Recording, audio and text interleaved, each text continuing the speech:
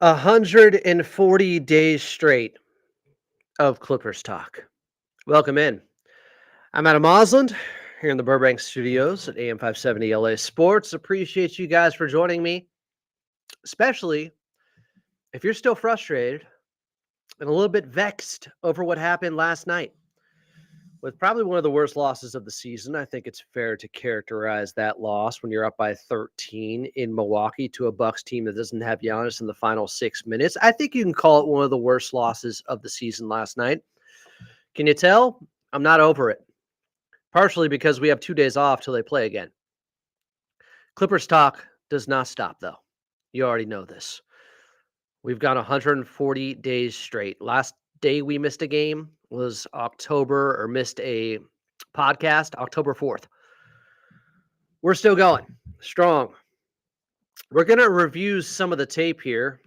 As Yanni and Tears said, he is first. And what we heard post-game from both Coach Lou and Ivica Zubac. And then I pulled some of the video from the fourth quarter last night as I had to rewatch it and put myself through that excruciating pain of seeing the Clippers give up, 36 points in the fourth quarter. A lot of them being free throws. The Bucks had 15 free throw attempts in the final 12 minutes. That is unusual. And it's a big reason why the Clippers lost that game last night. But so is this. Ivica Zubac didn't get a shot up in the fourth quarter.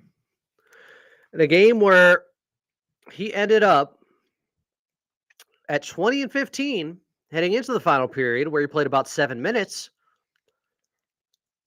he didn't get a shot up. So, how much of that is on the Clippers? How much of it is on Ivica Zubac not being more demanding with the basketball? How much is it just the Milwaukee Bucks junking up the game with some zone defense? I'll show you some of the film that I posted at Follow Adame on X last night.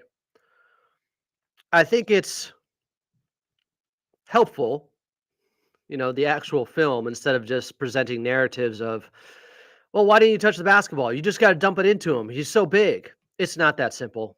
It's never that simple. That is an oversimplification, a gross oversimplification of a real problem going on that has been persistent for years in my mind. If you watched the Ivica Zubac episode I did after he signed the 3-year extension, where I think I showed off that graphic I made, and I'll probably use this in the visual for this episode. I'll use this for the billboard or whatever you want to call it. But I took the old Keyshawn Johnson, give me the damn ball, just give me the damn ball book cover, and I put Ivica Zubac's head on it. I did that last year, I think, or the year before. I've been talking about this for a long time. I have been saying, and I'm sure you're sick of it. I'm sick of saying it too. But if it keeps happening, I'm going to keep saying it. There is an easier path to victory. And it's playing through Ivica Zubac more.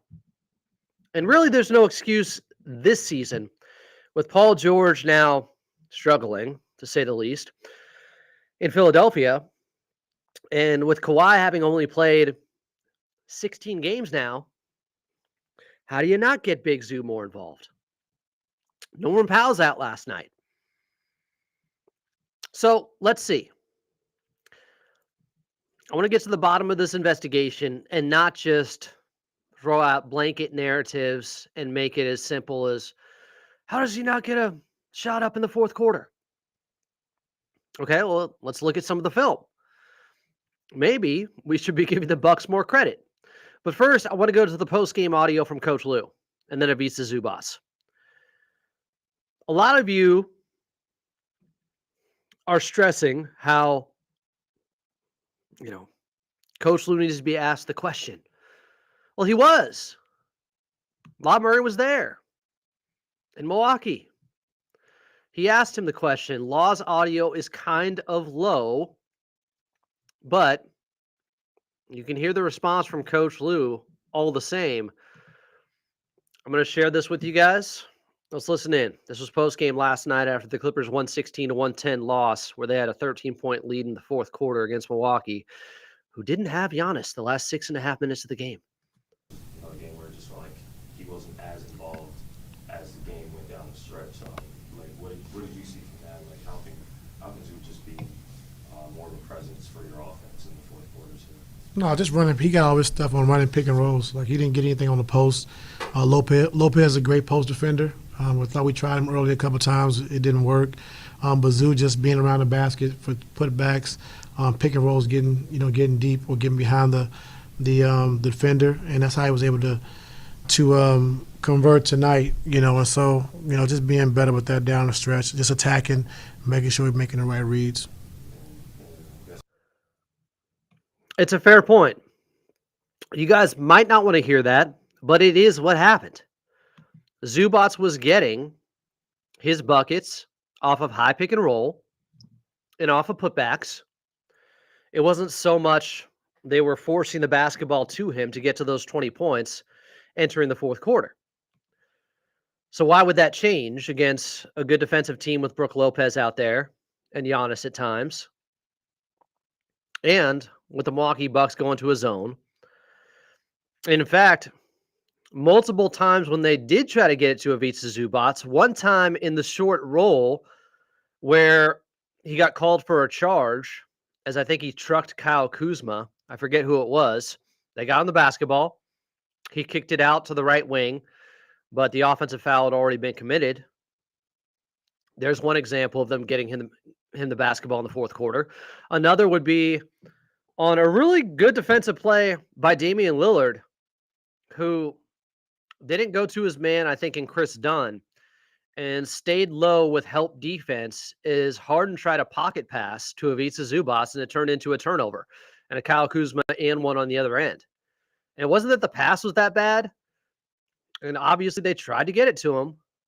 It was a very good defensive play by Damian Lillard, who really stepped up to the challenge in this ball game in some ways. Because coming in, if you remember how the Clippers were able to win the first time with that 40 ball from Harden back at Intuit Dome against Milwaukee, well, they targeted Dame a lot. They targeted Gary Trent Jr. a lot. Trent Jr. didn't play much in the fourth quarter, I think for a reason. Doc Rivers, got to give him credit. He made some adjustments. And as bad as Dame was, shooting-wise, in the ball game, his defense was kind of impressive down the stretch. He rose to the challenge. In a few key moments, like that play where he broke up that pass to Ivica Zubac, they tried to get it to him as he was rolling. He went 2 of 12, Damian Lillard, and still had 15 points because, well, he went 9 of 10 from the free throw line in the fourth quarter, fouled twice on 3-point shots by Amir Coffey, who had a rough game. So, what about Big Zoo? Law Murray asked the question. Here was Ivica Zubac post-game on how he can get more involved in the offense in fourth quarters. I know you don't like it when I bring this shit up, but that was another fourth quarter where you didn't even get a single shot. You're out there, you're not, maybe you're getting touches, but you're not getting shots. Yeah. How can you be more of a presence in the fourth quarter, especially when you've had some success in the earlier portions of the game? I don't know. I'm trying to figure it out. It's, we go to a small pick and roll a lot, and that puts me in a dunker. So just trying to figure out how can I, affect the game offensively, trying to get it on the offensive board, but it's easy to box out bigs in a dunker. I know when I'm on defense and when the big is in a dunker, possession ball, it's easy to box out. So I don't know. I'm trying to figure out where I can be effective. Maybe, duck in the middle of the paint when there's, I don't know, ISO or something. Try to duck in early, see if that's there. I don't know. I'm trying to figure out. We got some new guys. Kawhi is still settling in, so we're still trying to figure out how to play. So you heard a lot of, I don't know. He's being relegated to the dunker spot because late in games, as they typically do, the Clippers will mismatch hunt, as you should. Guys, for as much as you don't like iso ball, this is typically what happens at the end of games. It's definitely what happens at the end of games in the playoffs mostly. And they have the two best players in points per possession in isolation from last season, Kawhi by a lot. And then behind him, the second best player in the league, James Harden, and then the rest of the guys. So they were hunting the weakest link out there defensively.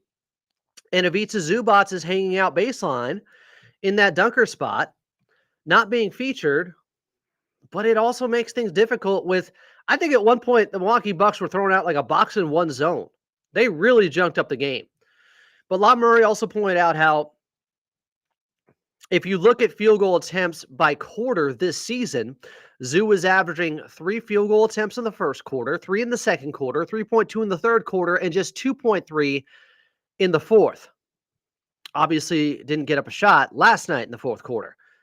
And I retweeted that, and I pointed out how if you look at splits for Ivica Zubac and the difference in wins versus losses for the Clippers in wins, Zoo is taking 2 more shots per game.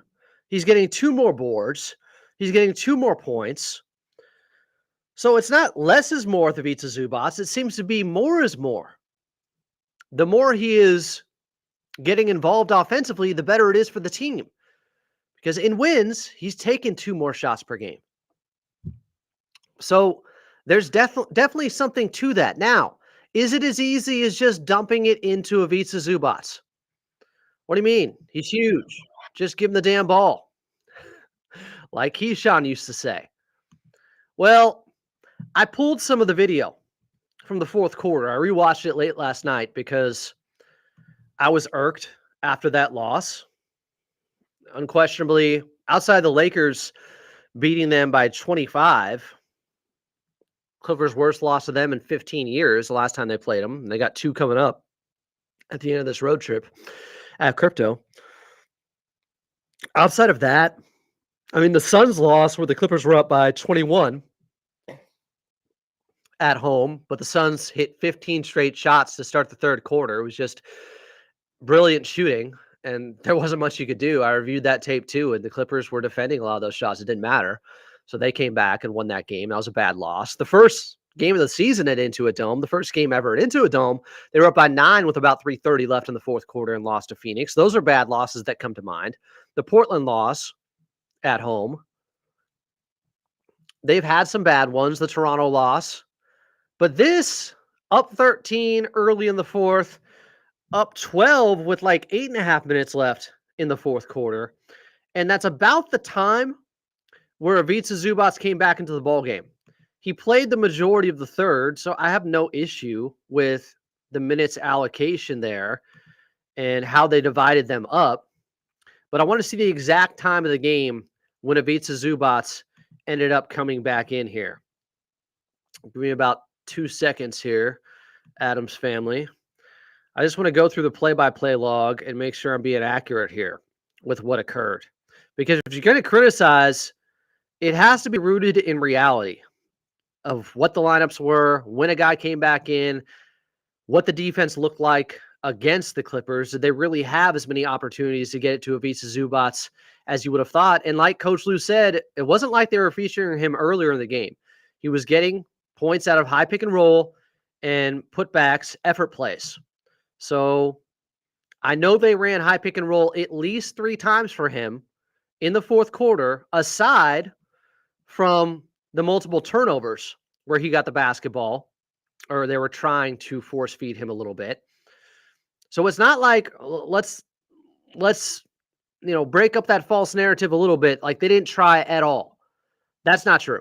After reviewing the tape last night in the fourth quarter, that's not true. And it's fair that if you have a couple of turnovers trying to get it to Ivica Zubac, and the Milwaukee Bucks defense was really good, and they have struggled against zones getting it to Ivica Zubac, or when he's being doubled, they have had an issue with turnovers there on the season. So I can see why they would go away from it some. But in looking at the fourth quarter and when Ivica Zubac entered the game, it was at the 8:14 mark for Kawhi Leonard when he came out and then came back in a couple of minutes later. Clippers are up by 10. It's 98-88. So I didn't pull every single possession from Ivica Zubac, including those turnovers that I was talking about in the fourth quarter, trying to get it to him. What I tried to do was pull the possessions, and these are the majority of the possessions on offense with Ivica Zubac in the fourth quarter, but I tried to look for the ones that he's acknowledging when he's talking about being in the dunker spot to Law Murray there in the audio we just played for you, when he's being kind of left out of the offense. And so I want to highlight those and see if Ivica Zubac could have been a better option or how those possessions ended up playing out. Because as much as the Clippers, yes, they gave up 36 points in the fourth quarter, they couldn't defend without fouling. Their offense also failed them. They only had 21 points. At one point, I think, had a 6-minute stretch where they only scored 6 points. So let's review a little bit of the tape here. In the fourth, what does Ty Lue mean? Kawhi ran out of minutes? I don't know if you knew this. He's been on a minutes restriction. He still is. That's what he meant by that. I thought that was common knowledge at this point. All right. So I posted this at Fallout May. Maybe you saw it last night. Maybe you didn't. But I want to give a little bit of commentary to the video here. So here's some fourth quarter highlights or lowlights from the Clippers on offense when Ivica Zubac came back into the game. And let's just see how many opportunities there were for them to get him more involved on the offensive end, what they went to instead, if it made sense rationale-wise, before we just say, how does Ivica Zubac not get one shot in the fourth quarter? Which, admittedly, I said on Twitter last night in the heat of the moment. I said, I was upset. I said, how does Zubac not get a shot in the fourth? How does this keep happening? If you know me, this frustrates me more than anything. It has been a running theme for me for years. I have never bought into, well, Ivica Zubac is just so much better this season. No, Ivica Zubac has been good for a long time. He just hasn't been featured as much until now. That's the difference. It's preparation meeting opportunity. He has been a bucket on offense. The Clippers have had an embarrassment of riches for a lot of the 2-1-3 era, and so he gets left out sometimes. He's the forgotten man. And I think it's to the detriment of the team. It is a difficult thing to balance. Last season, what are you going to do? Harden, Russ, PG, Kawhi, Norm. How many touches is he going to get? But there have definitely been games where Ivica Zubac gets lost in the shuffle, where he's cooking and they just forget about Zoo. And that's where I go to the Dr. Dre, forgot about Zoo parody song that one day I'll get to, because that's how I feel about the situation. They forget about Ivica Zubac. They treat him like he's still a young player. He's 27. He's a made man at this point. How many 2020 games has he had against good competition this season? I mean, he's having a good game against Brook, against Giannis. He's had it against AD. He's had it against Triple J. He is at worst the 7th best center in the league this season at worst. So you have to increase the touches. You have to increase the workload on offense. It's not an option anymore. He's too good. He's too vital. He's given you everything defensively. They're a completely different team out there defensively without him. Reward him. I even left in a defensive play here just to underscore that point. But let's get to the video here. So this is one of the first possessions, if not the first, one of the first with Kawhi back on the floor. And again, I didn't put in the plays where they try to get to Ivica Zubac. Let's be fair. They did a couple times. He had an offensive foul. He caught it in the short roll, trucked a defender. It was a charge. And then also James Harden trying to find him with a pocket pass, and Dame And I forget who else was there. I think Brook Lopez broke it up, and that turned into a turnover. So it's not like they never tried to get it to him. Let's be fair. But now Kawhi's in the game, back in. Remember, Ivica Zubac came in for him around the 8-minute mark. Now Kawhi comes back in around the 6-minute mark. So there's 5:47 left. We're tied at 101. The damage has been done. The Clippers were up by as many as 13, up by 12 with about 8 minutes left. So Giannis Antetokounmpo, he scored 10 of their 12 points during a stretch at one point for Milwaukee. It was just incredible. He hit a fadeaway on Ivica Zubac that was completely well defended on the far side short corner. That's an impossible shot to guard against the Greek Freak. He has really enhanced his mid-range game this season and showed it off at times. And knew he's coming out. He's on a minutes restriction. Last night, he only ended up playing, was it 25, 24 minutes. He knew he had to get to work early in that fourth quarter, and he did. He emptied the clip. But now in this clip, what you're seeing here is Amir Coffey is trying to get his man, Damian Lillard, onto Kawhi. They're mismatch hunting. They're going after the weakest link. They went after Dame. They went after Green. AJ Green, not the Bengals receiver. It didn't work. They really did a great job, Milwaukee, being able to fight through some of these screens, these small pick and rolls that Ivica Zubac was talking about post-game there, that puts him right here in the dunker spot. Brook Lopez, he's got his back to him, but the coverage here, as they kind of show and recover against Kawhi Leonard after Amir Coffey tried to set the screen to get Dame on him. Dame's going to get back to him. Kyle Kuzma's going to stay on Kawhi. Kawhi's going to attack down the right alley and eventually get his shot blocked by Brook Lopez, who had an insane fourth quarter. Dame stays with Amir there. Kuzma's still on Kawhi. They couldn't get the switch. It makes sense to do it. That's good process. It wasn't working much. Credit the Bucks. But now Kawhi is going to get the step, which was good to see. On Kuzma, get to the basket. Ivica Zubac still hanging out in the dunker spot, which means like just outside the left or the right block. Brook Lopez comes over, swats his S. It was a really good defensive play, a fine defensive play by Brook Lopez. He'd also blocked Bogey later in the game. He had a couple just amazing sequences, including a big three, including an and one. Amir Coffey was the guilty party again on that foul. He had a rough fourth quarter, but I would advise you to look back at how many times Amir Coffey has saved this team as the fill-in starter when somebody's out. This case, it was Norman Powell. Kawhi gets blocked. I understand the logic of that play. Another sequence here. Here's Chris Dunn trying to set the screen. He has Dame on him. He's trying to get Taurean Prince off of James Harden, mismatch hunting, get him onto Dame. Dame stays back. Prince fights through it. Okay. They're just going to leave Chris Dunn wide open because they're okay with that, because you live with Chris Dunn right now taking a wide open three-pointer. Now, where's Ivica Zubac on this play? Hanging out in the dunker spot. This is what he was talking about post-game. They're trying small pick and rolls to get switches, to get the optimal defender they want, the worst defender on the floor in a mismatch against James Harden. It doesn't work. Both guys stay with him. James Harden makes the right basketball play, goes back to Chris Dunn. He's wide open. Chris Dunn kind of does a ball fake as AJ Green comes up here for a second. He fakes like he's going to pass to Amir Coffey, creates even more space here, puts the ball on the floor. Ivica Zubac still hanging out in the dunker spot. And Chris Dunn knocks down this three-pointer.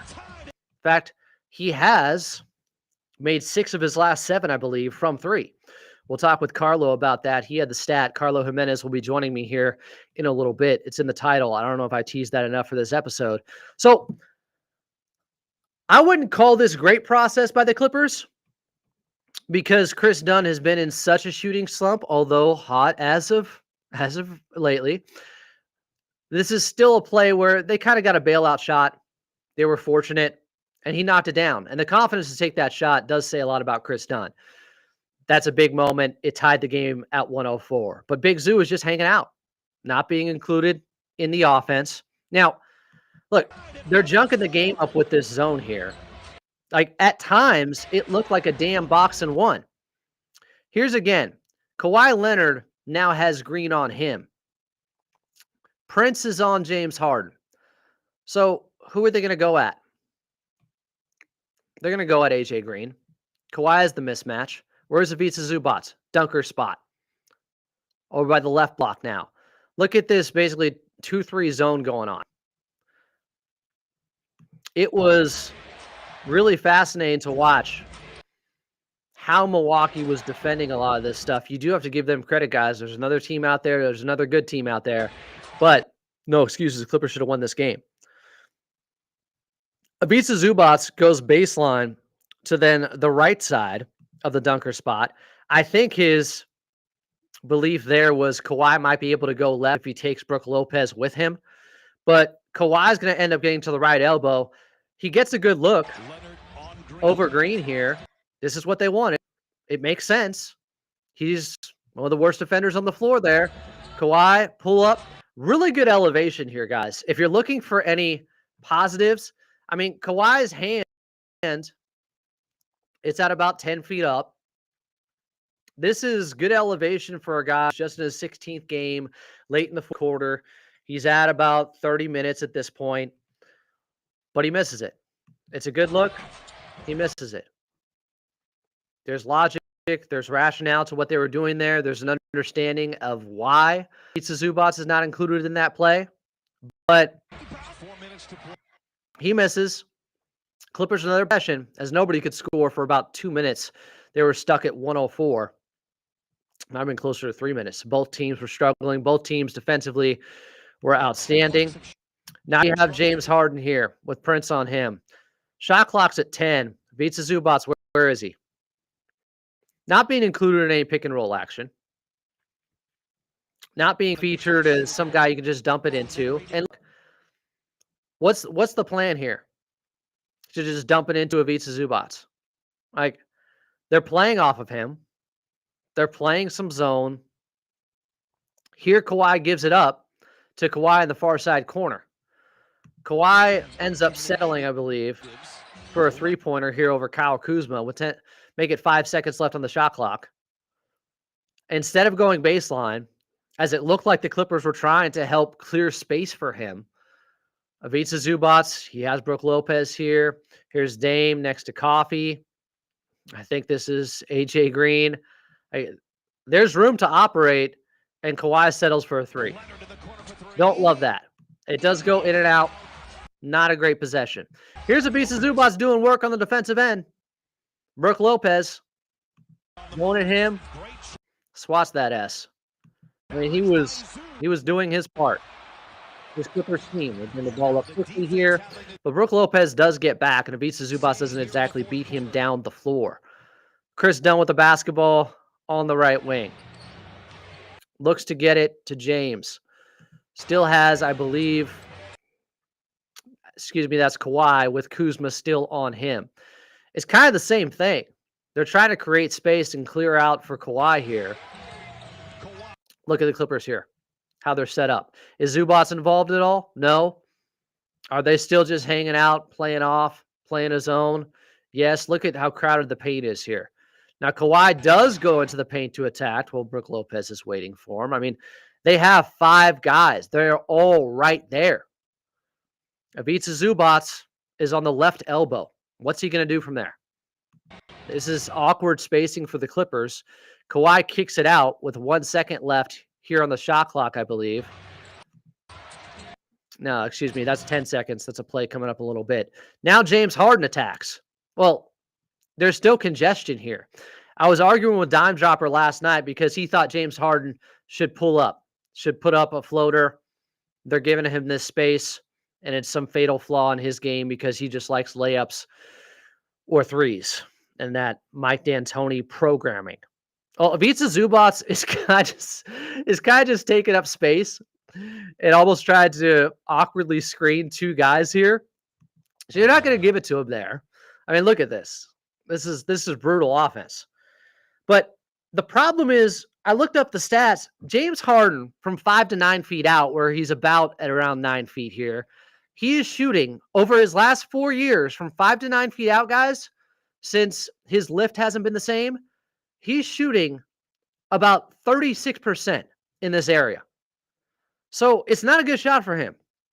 And I know James Harden is a machine in how he approaches offense and always looking for the most efficient shot out there. He knows it's just not a great shot for him. He's not going to force it. He's not going to take it there. What happened in that game four last year against Dallas in the playoff series where he was hitting all those floaters, part of the reason that happened is because Dallas was like, well, he's not good in that area. He just happened to get hot. It happens. He didn't force the issue in a low percentage shot for him here. So I'm not going to overly criticize him not taking that shot. He gives it up to Chris Dunn. He's going to swing it near side corner. I believe this is Amir Coffey. Back out to Chris Dunn. They played that well. Like, at this time, could they have got it into Ivica Zubac here? Amir Coffey could have made that pass. The Bucks were a little bit more spread out. Ivica Zubac is putting his arm out. He's trying to seal Brook Lopez here. There's 6 seconds on the shot clock. Instead, he goes to Chris Dunn. Chris Dunn is going to do what he can. He's going to get blocked by Brook Lopez. That's not a great offensive possession, to say the least. Clippers would get it back, but I don't believe they scored on that possession. Now they're down by 3. 3 minutes left. Let's see. Where's Big Zoo? Left elbow right now. Now they're not even trying, as Big Zoo's going to come up and set the high pick and roll. I told you they did it some of the time in the fourth quarter. They didn't completely go away from it. It wasn't just small pick and roll. But Ivica Zubac is going to try to give Harden an advantage going up against Brook Lopez. He kind of hedges here instead of just going into full drop. And Prince goes around the screen. Look at, how is he getting the ball back to Ivica Zubac here with how they're playing this? It's good defense. It really is. Zoo's rolling. Now, he maybe could have tried to lob it over Brook Lopez, but it's too congested. Instead, he goes back to Kawhi. Pump fake. Tries to go past Kuzma here. Gets to the far side mid-post. Brook Lopez comes over. Can he get to Zoo now? That's a really tough pass. Kawhi instead is going to kick it out to the far side corner to find Chris Dunn, who is open for a second, and instead attacks the closeout from Dame Lillard, goes around him, and gets an actually pretty decent look. Now, could he have gone back to Ivica Zubac? Brook Lopez has to guard 2 guys here, and he does a decent enough job, I guess. At least he made Chris Dunn think about it, but this is a floater and a shot he has to make. As good as Chris Dunn was in this ball game, that's one I'm sure he wanted back. So another possession where it didn't seem like there was an easy way to get Ivica Zubac the basketball. Here we go again. Where's Ivica Zubac? He's in no man's land. I mean, this is almost, it's dunker spot, but he's getting pretty far out there. Brook Lopez can play off of him. Here's what I'm talking about with almost like a box and one approach here with, I believe this is AJ Green on Kawhi Leonard. In this, look at this defense by Milwaukee. Kawhi has the guy he wants on him. So he goes to attack, draws the foul, kind of does the veteran savvy, hook the arm of AJ Green and initiate that contact there. They call the foul on the floor. Clippers get the basketball back. Kawhi inbounds it to Ivica Zubac. Not like he didn't touch the ball at all in the fourth quarter. Here's video evidence of that. Ivica Zubac's going to look for Amir Coffey here. This is another failed possession here by the Clippers. What they're trying to do is James Harden tried to set a back screen here for Kawhi Leonard to go baseline, I believe, for Amir Coffey to find him. But Kuzma plays it really well. It wasn't a great screen by James Harden, but I've told you guys coming into the game, I think Kyle Kuzma is one of the better defenders in the league on Kawhi. So they blow up that action. What do the Clippers do? All right, back to James Harden topside. He tries to create an advantage on his man, gets a step on him, and this is where he commits the offensive foul on Taurean Prince. Initially, it was called a foul on Prince. They review it. James Harden did push off, tried to hook him a little bit. It was fair. What's Ivica Zubac doing as he rolls here? Could James Harden have found him? I think this was an opportunity. Look at this. He has the step on Brook Lopez. Here's James Harden. Does he have line of sight with Ivica Zubac? Ivica Zubac, there was an opportunity there. There was. Bad possession by the Clippers ends up in a turnover. I don't know if Ivica Zubac was throwing up his hands because he wasn't getting the basketball or because he didn't know what the stoppage was at first. I think this is the final possession here by the Clippers in this video highlight. So, James Harden here on the left wing. This is going nowhere. They're trying to get it back to Kawhi Leonard. Ivica Zubac, mid-post near side. Now, there was a slight opportunity here, again, as they are looking for Ivica Zubac. This time, he doesn't do a very good job sealing his man in Brook Lopez. Look at James Harden is looking for him. This is on Zoo. Zoo kind of gave up too early there. So there's blame to go around, guys, is the point. So he comes back topside, Amir Coffey. Amir to Kawhi on the right wing. Here comes another clear out for Kawhi. The Clippers pull all their defenders to the left side. He's got Kuzma on him. Kawhi's going to go to work. Kuzma's playing off of him. It's good defense. Prince comes over to help out. Again, the Milwaukee Bucks did a really nice job in this fourth quarter.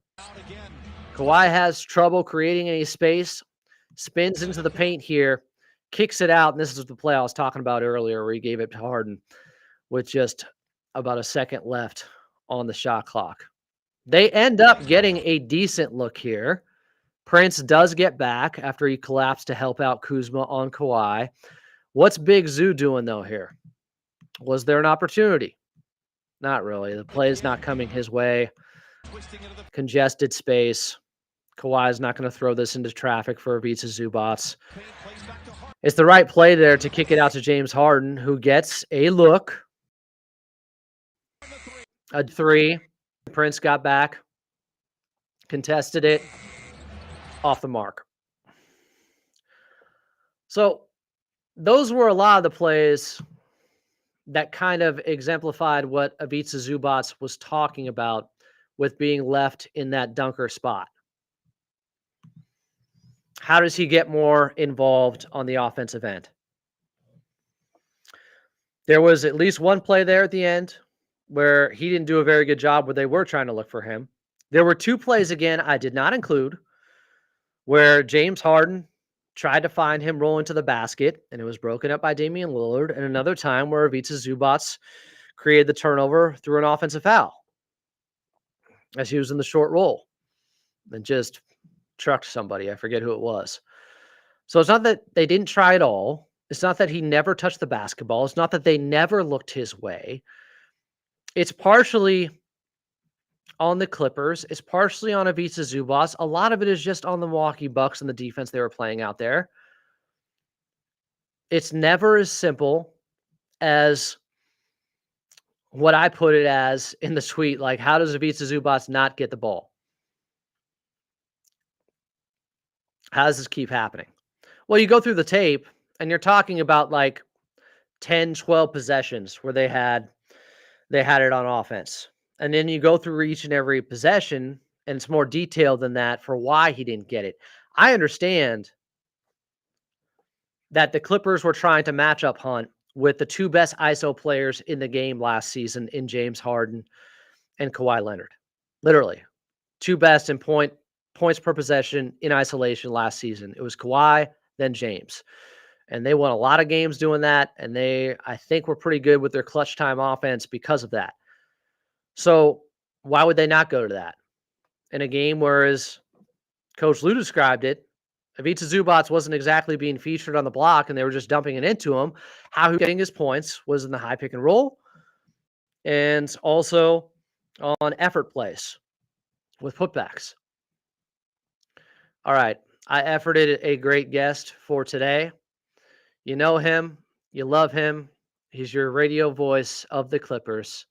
It is Carlo Jimenez. He is him. Carlo, thanks for coming on Clippers Talk. What's up? Double A. What's up, my guy? Good to see you and Diet Cokes are still getting along. I'm good. I'm good. Caught in 4K. Everything in moderation. I have been much better since I said I need to cut out the Diet Cokes. I haven't had I don't think there's 4 days. any. I mean, I'm no doctor, but I haven't heard of anything bad about Diet Cokes. Let me tell you, you don't need to be a doctor to know there's plenty bad with Diet Cokes and aspartame. I just reviewed some of the tape from last night in the fourth quarter. I don't know if you rewatched it because you mentioned it post game too. Like, it's not as overly simplistic as you can just say, hey, how does Ivica Zubac not get a bucket or not get an opportunity and a shot attempt in the fourth quarter? Yeah. You can't just throw up your hands and say, what did the Clippers, what were they thinking out there? You watch the tape, it's much more complex than that, is what I'm trying to say here. And it was. And correct me if I'm wrong, I thought I saw Milwaukee running like a damn boxing one zone at one point, Carlo. Yeah. You're great at reading zones. Like, they were doing some weird stuff, junking up things on defense, right? Yeah, they were trying to mess it up, muck it up, and they did a good job of that in the fourth quarter. And I just think, like, with this Clipper team and Ivica Zubac and Kawhi Leonard spoke about this post game with Lon Murray, but like, this is a process right now. They're integrating new guys in the lineup. They're figuring out new lineups. They have a new ball handler. Two new ball handlers who can initiate offense now in Bogdanovic and Ben Simmons. And we've seen both those guys play a very different style of basketball than what KPJ did off the bench for the Clippers in the first 50-plus games of the season. So this is a process. This is a process. The team has talked about how this is a process. It's going to take time. They're going to figure it out. But for me, like, last night was a learning experience for this group, and they talked about that in the post game. That this is something that they're going to be able to watch the tape now for 2 days, figure out what lineups work, where they need to make adjustments, and they didn't have Norman Powell, and I think that hurt him, because he is always a bucket getter when they need it in a tough spot. We've highlighted how good he's been in fourth quarters now the last 2 seasons. And Yeah. if not the best, one of the best. You mentioned he is the best from three. He shot almost 50% from 3 and fourth quarters last year. Is he still at about 50% this year from 3 and fourth quarters? Last I checked, he's still there. I also saw a graphic up on Twitter earlier this week where somebody had taken the advanced analytics for the amount of touches a player has and the amount of points per touch. And Norman Powell is like way above everyone else. So if you want to go into the micro details, like, this is somebody who scores without demanding the ball, which really helps your offense, right? I mean, the ability to just have that outlet who can be a safety valve for this team when they need it. So, look, this is a team that missed their leading scorer, 24 points a night. So I think a close game against Milwaukee down the stretch in a place that's going to be tough to win against a coach that knows a lot of your offense, they a 4-game road trip. And look, Milwaukee didn't have Giannis the last 6.5 minutes of the game. They didn't have Bobby Portis. Like, to me, you tell me where it ranks, but this was one of the toughest losses of the season. When you're up by 13 early in the fourth quarter, you're up by 12, and Giannis, who had 10 points and almost 10 straight, I think, at one point in the fourth quarter, comes off the floor. You feel like you're in control and you should win that ball game. And I think that's where everybody's coming from here. And then there's just, as much as we talk about, yes, this is a learning curve going on. This is a process with this team implementing new players. Yeah. What's been happening with Ivica Zubac, though, over the years, and it has been one of my biggest over here. gripes. Yeah, I want Ivica Zubac touching the ball every possession, but this has been a theme of him not getting the basketball. Now, I will say, they tried to go to him a couple of times and ended up in turnovers. And with the zone that the Bucks were running out there, it made things much more difficult than I initially thought when I reviewed the tape. And I understand they're trying to matchup hunt. They're going Yeah. after Green with Kawhi. They're going after Damian Lillard. And that is the right approach. That does make a lot of sense. It's Yeah. just, can they strike some balance with Ivica Zubac getting a few plays run his way? Because it is a guy that you have to utilize and you have to exploit at times when he has 20 and 15 heading into the fourth. Yeah, and it's the 11th game this season with 20 and 15. He had 5 in his career before this year. So dude's just on an unbelievable run. But I think it was interesting to hear him talk about Adam post-game. And I'd love to know your thoughts on this, but him talking about how we love to do small pick and roll in the fourth, which the Clippers have had a lot of success with. I think when you add somebody like Bogdanovich, you're going to have even more success with that down the stretch. And Zoo's then left in this dunker spot, which is if you want like a little inside of short corner, so not in the paint, not on the block, but somewhere in the middle of that. And it's hard for him to find space in the offense when he's sitting in the dunker. And he talked about how when he has to guard bigs who just sit in that dunker spot, it's really easy to box them out. It's really easy to keep them out of the action because they're close to the basket. They're not moving. And so for the Clippers, I'm sure they'll try to look at ways where they can get him active in small pick and rolls. Now, Ty Lue has shown that he'll trust Zubac to run pick and rolls and be that facilitator on the short roll at the free throw line. Clippers have only lost one game this season when he has 4 more assists. I believe they're 12-1 on the year when he has just 4 assists. So I think they know they want to get the ball to Zubac. I think he knows he needs the ball. The question is, how do you strike the balance between going small pick and roll, which when you have incredible isolation scorers like James Harden and Kawhi Leonard, who were 1 and 2 last year in points per possession in isolation, makes a ton of sense. Like, of course, you want to get those guys isolated on the wings. Well, and you had the stat about this season with James Harden during the game, too. Yeah, he's first in the league in ISO points, like 1.5 points better than Shea at second. So, like, this is a guy who is the best scorer one-on-one. The more one-on-one opportunities, the more success you're going to have if you look at the numbers, right? So it's all balanced. The good thing for the Clippers, Adam, is you have that isolation numbers, and then you have Ivica Zubac's effectiveness. So you're just trying to figure out what's working tonight. Like you don't have one way that you have to operate. You have two ways you can go, and it's just figuring out which one they want to use. Yeah, there's a lot of variety that they can use in their offense. And when you have that many options, sometimes it can be paralysis by analysis. Like you have so many different ways that you can attack. And that's going to take time. Now, I'll say this, Ben Simmons next to Ivica Zubac struggled last night. They went -12 in those minutes.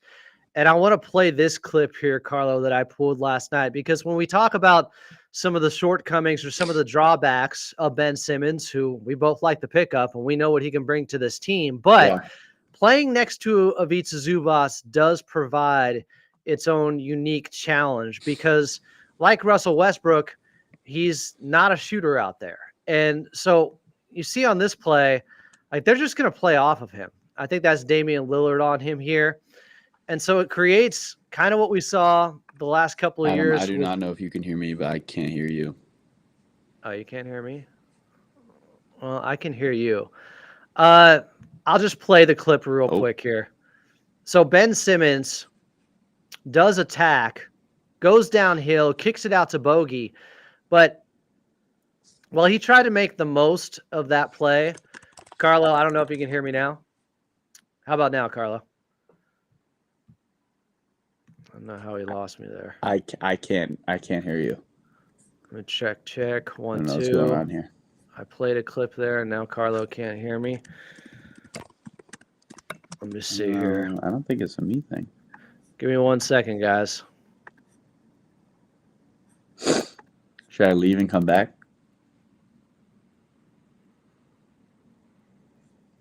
No.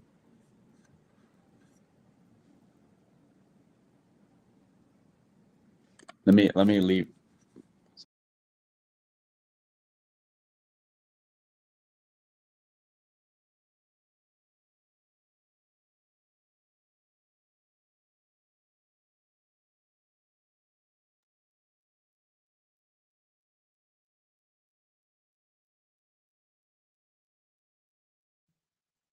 Let's see. Carlo, how about I got you.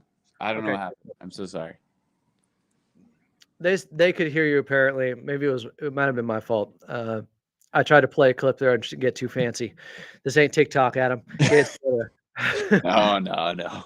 So there's that clip there, and I think it was the only offensive possession in the fourth quarter with Ben Simmons and Ivica Zubac on the floor. Yeah. And he tries to attack the space because Damian Lillard's just playing off of him, daring him to shoot. He's not a shooter. We know that. He's not going to take that three-pointer. And I commend Ben Simmons for attacking it, getting downhill, trying to force the action, but he runs into a wall and then kicks it out to Bogey, who ended up missing the three. But you can just see it's so congested there, him next to Ivica Zubac. And the overarching point is just, I wonder if they can make that work, him next to Ivica Zubac on the court, as they, again, last night, just one game, but they were minus 12, that two-man combo out there. Yeah, it's interesting because Ben seems to be a really good passer in tight windows. I mean, so far, I think he's averaging over 6 assists a game through these first 2 games with the Clippers. No turnovers in those 2 games, Adam. So he has been an efficient passer for this Clipper team. But how do you navigate that when you, like you mentioned, when you have 2 huge guys in the paint? Now, if you look around the league, maybe the 2 bigs are coming back a little bit when you think about teams like Cleveland and even somebody like Memphis, like we've talked about it. A lot of these teams, Clippers are playing Indiana in 2 days. They have Siakam and Turner. Those are 2 pretty bigger guys to play at your 4 and your 5. So the question is, how do you find, like you said, how do you find that space in the lane for Simmons and Zubac? I think it's there. I think that combo could work. Like you mentioned, they've only played 2 games together. But Simmons seems to be able to not feel the pressure of the congestion of the paint, right? He never looks like he's rattled when he's making a pass. He understands spacing really, really well. I think it's one of the reasons why he's a 3-time All-Star and number 1 overall pick. So, look, I think we all know this, and like at the end of the day, Clippers stay on the right path. They get to the playoffs. It's going to be all about matchups. I think that's a matchup where if you're playing a smaller team, maybe you can punish them with somebody like Simmons and Zubac in the same lineup. But it is something that we'll continue to watch. I think Chris Dunn's hot 3-point shooting. Derrick Jones Jr. is shooting 40% from 3 over his last 13 or 14 games. That's helped. Like, those guys have hit threes. This is a team that has shown that, 2 guys who historically haven't been good 3-point shooters. Dunn, especially as of late, I think he's hit 6 of his last 7. Derrick, since the turn of the new year, has been excellent, knocking down big shots. So the more, I think that is honestly, Adam, the keystone for me. Because if you can have Derrick and Chris consistently hit threes, then that lineup becomes playable because you're going to have more spacing. Yeah, I completely agree. And DJ was out there next to Bogey, and Harden were the other 3 on that possession next to Ben and Ivica Zubac. And I did mention the stat you brought up, I believe, last night was Chris Dunn has now made 6 of his last 7 shots from the outside. Yeah. So maybe turning a corner, maybe starting to figure it out where the lob averages is now back in his favor after being so below his career averages for a while. It should shoot back upwards if things are going to level out and balance out a little bit here. What was your overall, I guess, feeling of why things went so drastically the other direction after I think the Clippers had one of the best quarters of the season in that third quarter last night, Carlo? And Chris Dunn specifically was awesome. He and Kawhi had multiple steals where they were trapping guys together, and they created those 10 turnovers, I think, leading to 15 points off the Bucks in the third. I was listening to Locked On Bucks last night just to get a little bit of Adam listens to more podcasts than you think is possible. Let me tell you guys, this guy knows everything before the game starts, and then he listens to everything until 3 a.m, and then he wakes up, he does a pod. It's in between the ears. So it's movie references and basketball, mainly Clipper basketball. Well, I wanted to get an understanding of the perspective of Bucks fans after that game, and they were totally befuddled by how they were turning the ball over in that third quarter, the way they were. But then things went the other way against the Clippers in the fourth. What changed the most in your mind between those two quarters? It had to be the free throws. And the Clippers play a level of physicality, Adam, that allows them to be a top 2 defense in the NBA. And they preach being physical and being scrappy. And I think that line sometimes can be tough to toe, right? I mean, Milwaukee shoots 6 free throws in the first half, and then they finished with 27. So that means they shot, I'm trying to do math here, 5 in the third? No. Wait, they shot 15 in the fourth. I can't do math. 15. Yeah. So 6 in the third. 6 in the third. And then Dame gets the line 10 times in the fourth quarter. And I think the Clippers just a little overzealous, maybe feeling the pressure of the late game situations. And I thought that really changed the game because you kill the momentum. This is a Clipper team that last night, Adam, was excellent in the fast break. I mean, they dominated fast break points against Milwaukee. They dominated points off turnovers. They played better in that game when the pace was a lot faster. And so all of a sudden, Dame's going to the free throw line 10 times. Giannis is getting the line on and ones. He does lead the NBA in and ones this season. So I think the Clippers, by Milwaukee's aggressiveness to the rim, they mucked up the game more pace-wise than I think the Clippers had hoped. And that was the thing that jumped off the page for me. I mean, 15 free throws in a quarter after you shoot 12 through the first 3 is pretty unbelievable. And Milwaukee, as has been a trend against the Clippers recently, they went 39.5% from 3 and went 17 of 43 while making 12 of those 17 3-pointers in the first half. So I'm looking up, I've been tracking this for a while. The last 11 games now, the Clippers teams are shooting 40.3% from 3 against them. And that's 30th in the NBA. They are the worst in the league there. But on the season, they're still 7th. Teams are shooting 35.1% against them. And a lot of this damage that has been done, and Ivica Zubac talked about it last night post-game, which tells you the team is aware of what's happening to them defensively. Yeah. A lot of it's happening in first quarters, Carlo, and you mentioned it on the broadcast. I mean, the last 4 first quarters, here I have it. I have it here. Teams have made 8, 7, 9, and 7 threes against the Clippers in the quarter. The lowest. The Clippers are going to walk into Indiana on Sunday, and the Pacers going to have 7 threes because that's been the trend in the first quarter of games. I mean, it's so hard to build momentum early. They're playing from behind pretty much from the get-go when teams are shooting that hot from 3. So, yeah, I don't know. I don't know what you do for this Clipper team. It feels like this is a team that flies around defensively. They're in passing lanes. They're getting steals. I mean, Milwaukee came back down to earth in that second half, thank goodness, but still hit some timely threes. Taurean Prince's 3 is the one that comes to mind in the corner. He's been excellent in that spot this season. I'm glad Ivica Zubac brought it up because obviously that means the team is aware of it. I can't wait for the Clippers to get to the playoffs and teams to shoot 25% from 3 because that's eventually will come back down. No, but I don't know, Adam. It's one of those things where you're scratching your head, you're watching the game, and like I'm not a basketball assistant, so I really have no idea what's going on other than what the fan sees.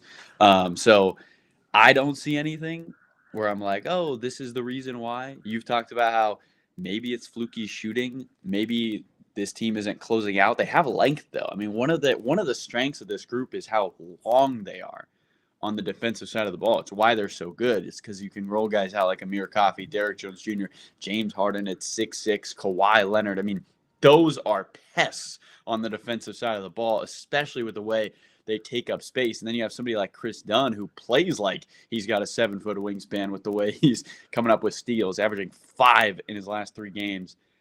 It's weird. I think everyone in this Clipper staff is trying to figure it out. They would love a day where a team doesn't shoot well against them. Indiana, in their last game, missed 8 straight threes and then proceeded, I think, to make 12 of their next 17. So they got them saved up for the Clippers, of course. So I don't know. So I looked this up just now. But I mentioned the last 11 games, the Clippers are 30th in the league. Teams are shooting 40.3% from three against them the last 11 games. Do you want to guess what teams are shooting against them in just first quarters the last 11 I was games gonna from say, three? don't look that up. Don't look that up, Adam. I don't want to. I'm gonna guess. It's got to be like 45%. 49.6%. It's 3% worse than the next worst team, basically. 49.6. Yeah. In first quarters from three, the last 11 bleeping games. Can you put the last 4? I'll check last 4. That's going to be that might be like 60. Yeah. Exactly. What do we got here? 58.5%. Also worse than the league. I mean, look, there are things that you can control, right? Like in the NBA, like rebounding, like getting back on defense. Team shooting 60% from three in the first quarter. Like at one point, are you just, shrugging your shoulders? And that's Insane. ridiculous. That's ridiculous. Yeah. That is more than just bad defense. Like you could leave everybody wide open and they're not shooting that in practice in an open gym. Thank you. 60%. Yeah. That is unbelievable. I can't wait for that to go down. Law of averages, Adam. Never fails. It has to happen at some point. But where is it? It's in Indiana, I hope. Where? A couple more questions for you here, Carlo. How has Kawhi looked to you 16 games in? Last night, it took him 22 shots to get to those 25 points. I felt like there was some good and some bad moments, some mixed results from Kawhi last night. Like that fadeaway he had to start the fourth quarter was beautiful, and he had really good elevation on his shot. There were other times where it looked like he was struggling to get around Kyle Kuzma. He did hit that big three in the fourth quarter, but overall, I think he had 5 points on 6 shots in the fourth. Just what are the early returns from you? And it's getting to the point where 16 games in, it's not so much early return anymore. Like, given the back-to-back they still have to play, Kawhi might play about 20, 21, 22 games of the 27 that they have left here at the end of the year. I think the aggressive Kawhi is always a good sign. Like, it shows you he feels good when he's getting downhill, when he's getting to his shots. 25 points in the last 2 games. I think he's been able to push the offense. And look, at the end of the day, like, we all know that if the Clippers do make a stretch run, which we're going to hope for, Kawhi Leonard is going to need to take a fourth of their team shots. And he's going to need to be comfortable doing that. He's going to need to be aggressive doing that. Ty Lue talked about it. If we want to win a championship, Kawhi's got to be a finals MVP form. And that is him taking over, which Clipper fans know he can do at an elite level over long stretches. So, you look at last game, could there have been some he passed up? Sure. But I much rather him shoot too much than shoot too little. When you look at those two, if those are your two options. I thought. Go ahead. No, keep going. I thought last season. I'm sorry. After that game against Denver, where they lost to Reggie Jackson and DeAndre Jordan, 2 former Clippers, Kawhi got up like almost 30 shots in that game, and he had been in kind of a slump. And the very next game was the start of him setting that all-time efficiency record over the 30-game stretch, where he shot 57, 51, 92 shooting splits. It was like he shot himself out of that funk. So 22 shots last night. He only made 9, but maybe that portends good things to come here. Agreed. And there's no mystery on when will Kawhi Leonard be efficient. Like, let's look at the body of work, right? This is someone who shot over 50% from the field last year and over 50% from 3 over a 3-month stretch for the Clippers to end the season. He just has to get there. So if there's one player on this team, and I've said this to you 100 times, that I'm never worried about missing shots, it's Kawhi Leonard. Because he's in the gym. He's going to hit shots. He cares about his efficiency. And he cares about winning. There's a reason why He's the third winningest player in the regular season in the history of the NBA. This guy wins games. He's going to do what it takes to win. And oftentimes that is him being aggressive. It'll be interesting to see how the rest of this road trip plays out. I know Ty Lue's talked about getting him to 36 minutes. I would imagine, Adam, I'm not a medical doctor, but 32 last game is partly because they hadn't played in a while because of All-Star break. So we'll continue to see him ramp up as this road trip goes, would be my guess. I don't know anything else, but just common sense assumption, would you think he would play more? And Ty Lue wants to play him more. And what I've been impressed with is everyone else is still eating. Like James and Zoo still with 20 points last game. I thought they were effective. Look, Bogey excites me. I think his ability as a playmaker with that second unit, he had 2 really nice passes to Ben Simmons where he was able to drive, draw 2, and dish it off to Simmons on the opposite block in space where he did not have a lot of room to operate. This group, when you look at them on the whole, there's a lot of guys playing a lot of good basketball right now. They just have to put that together, right? And they've won 3 of their last 4. There's no need to panic. But I think individually, in a vacuum, there's a lot of guys on this team playing career high basketball and looking very comfortable. Now it's just putting that into a win column. And, the Clippers have been great against the East. They got 3 more against the East, 2 against the Lakers, and they go back out to Phoenix before they play at home on March 5th. So I don't know, Adam. I'm giving them grace. Second game with Ben Simmons. Let's see how it plays out. We know Ty in the playoffs is where he shines. He's a great regular season coach, but Ty Lue in the playoffs, as I've learned from last season, is a different beast, and he will figure it out. Are you expecting Kawhi to play on the front end of this back-to-back to be playing against Indiana on Sunday? Oh, that's a good question. I think so. He played on the front end of the last back-to-back.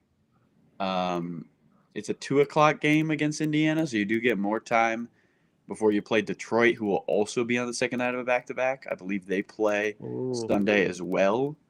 So 2 teams playing the night before.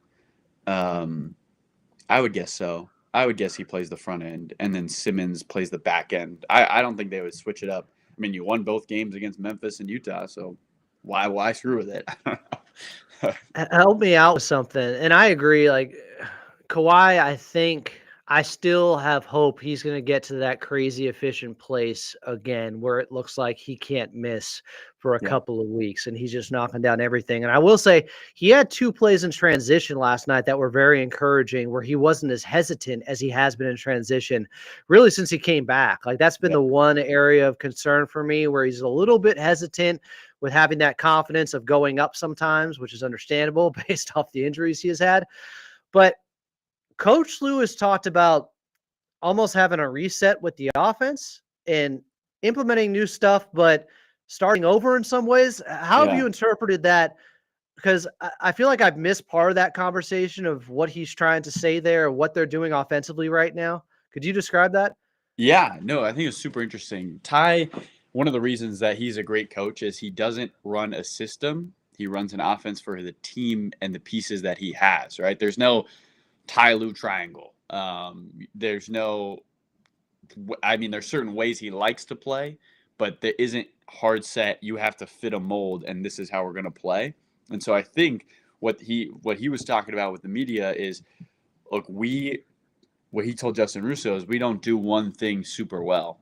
Now, I would argue their isolation offense is pretty good. They're on the offensive end, right? James Harden has been excellent on that end, but he felt like they needed something to hang their hat on for that end, something they could go to and get offense. And so they're playing around with it right now, trying to figure out what that one thing is. And I'm sure they'll be able, once they figure that out, which is going to take a couple games, as you know, that will be the buttons they push on the offensive end. The one thing I did really find interesting about Ty in an interview we had in Utah, Adam, is I asked him about like roles and how do you define roles? And Ty in our interview said he writes everyone's roles down on a piece of paper. And the night before training camp, he hands it out to the whole team and everyone knows everyone's roles. And so then during the season, you can hold each other accountable and say, like, hey, so-and-so, that's not your role. And Ty said, of course, if you're playing better, like, he'll expand the role. It's not like Chris, you can't shoot threes, but you're shooting 45%. Like, no, like, they expand the role as the season goes. But I'm sure he's doing a little bit of that reframing right now for what everyone's role is, because you got somebody like Simmons, somebody like Bogdanovic, and who are going to be playing now 15 to 20 minutes a game off the bench for the Clippers. You really got Kawhi Leonard, too, who is hoping you're going to play him 36 minutes for the Clippers. So I'm excited to see what the new roles are. I think that will be really interesting, how guys change what they're looking to attack. And we've seen the Clippers get to the free throw line a little bit more, Adam. But, yeah, the reset on the offense I think is exciting, too, because when you look at the rest of the season, I mean, scouts are going to essentially throw away the last 50 games because the Clippers are reinventing themselves right in front of our eyes. So that's another thing to think about. Like, this team's really changing.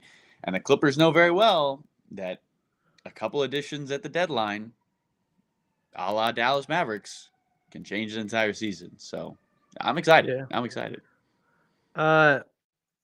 Any notes you can give us on what you've already been studying with the Indiana Pacers to help preview the game coming up on Sunday?